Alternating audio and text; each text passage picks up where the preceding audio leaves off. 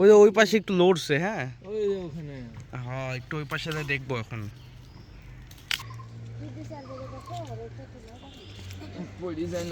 ধরবো। আসসালামু আলাইকুম ভিউয়ার্স, কেমন আছেন আপনারা? তো বালতি নিয়ে পুকুরের দিকে আসলাম। তো বিষয় হলো যে এই পুকুরে এই যে দেখতে পাচ্ছেন, এই যে গোসল করছে একজন, এই পাশে জাল ফেলানো আছে। হ্যাঁ, তো আম্মা হলো সকালবেলায় জাল ফেলাইছে। তো আম্মা এখন হলো জালটা চেক দিবে। হ্যাঁ, কী কী মাছ পড়েছে না পড়েছে আম্মা এখন চেক দিবে। বিষয় হলো কি, আপনি নামবেন পানিতে গোটাটাই না, ওই জালটা সাইড দেখি পড়ছে কি সাইডে দেখবেন। আচ্ছা, পড়ুক না পড়ুক, বালতি লাইছি জান ভরা। হ্যাঁ কে আম্মা, বালতি তো ভরি লিলা তুমি মাছ, পানি ভরলে যাবো মাছ না পালে।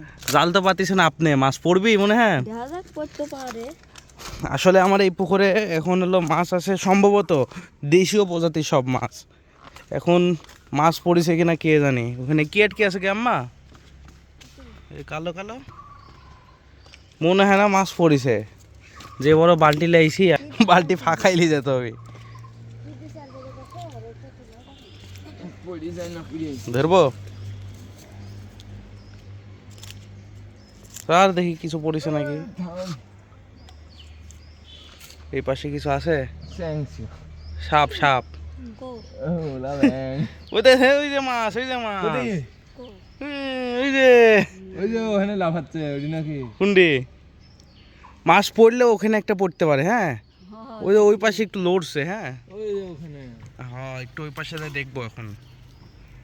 জানা মতে ভিউয়ার্স ওই জায়গাতে একটা মাছ থাকতে পারে। লড়ছে পানিটা ওখানকার, লড়ছে তো ও পাশে যাবো। আপনি কি করছেন এই ডাললি? বালতি লিজায় লাভ নাই তো না, বালতি থাক, জাল যেহেতু ফাঁকা যেহেতু তাহলে লাভ নাই।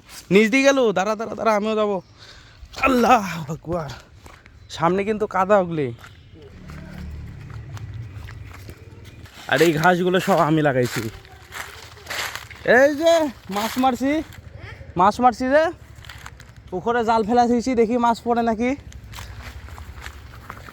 দাঁড়া বেটে যাবো, দাঁড়া দাঁড়া। রে বাবা বাহ, কি এটি সাপ না? এই বাপরে বাপ, এই সাইডে লোড ছিল, এখন দেখা যাক।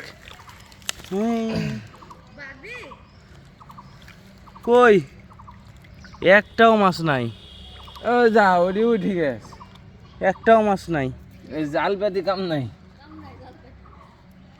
স্যাং ম্যাং তো জালে কাম নাই। দেশীয় মাছ তো, শিং মাছ স্যাং মাছ এইসব জালে পড়বি নি না। ঝাঁকা মাকা দি বা হাত দি ইয়া করতে হবে, হাত রেতে হবে। ভাই গোটা একটা বালতি নিয়ে গেছি। হ্যাঁ, বালতি নিয়ে আসার পরে বালতি ফাঁকাই নিয়ে যেতে হচ্ছে, মানে জালে একটাও মাছও পড়েনি। কি জাল পাইছিলেন আম্মা? একটা মাছও নাই। বিষয় হলো এই দেশীয় প্রজাতির মাছগুলো মারতে হলে গোটা পুকুরে পানি সেচতে হবে। সেচার পরে মানে এখানে কোনো পানি থাকা যাবে না, তখন এই কাদার ভিতর থেকে মাছ ধরা লাগবে। তাছাড়া দেশীয় প্রজাতির মাছ সেরকমভাবে ধরা খুবই মুশকিল, কারণ দেশীয় প্রজাতির মাছগুলো খুবই চালাক হয়। একটাও মাছ নাই, একটাও নাই। অযথা খালি খাটনি কেটে নিয়ে আসা নিলেন আমারে ছিলেন তাই বললেন। মাছ আছে, দেশি মাছ খুলছি। দেশি মাছ কোনোদিন জালে পড়ে? জালে পড়ে যখন ছোট থাকে তখন, এখন পরে কি এখন তো খুব ইয়া করছিল, লাফালাফি করছিল তো পাঠানো যায়। ওই দেশি মাছ তো তার জন্য পড়েনি। কাল মুসুরি দি মারবো, মারতে পারবেন না তো, পানি তো ওই দেশীয় মাছ, ওগুলি কখনোই মারতে পারবেন না। খুব চালাক, বিশাল চালাক, ওগুলি হাত দিয়ে ধরতে হবে। আবার পানি শুকালে গানি, আর পানি বেশি নাই, অল্প পানি কাদা আছে।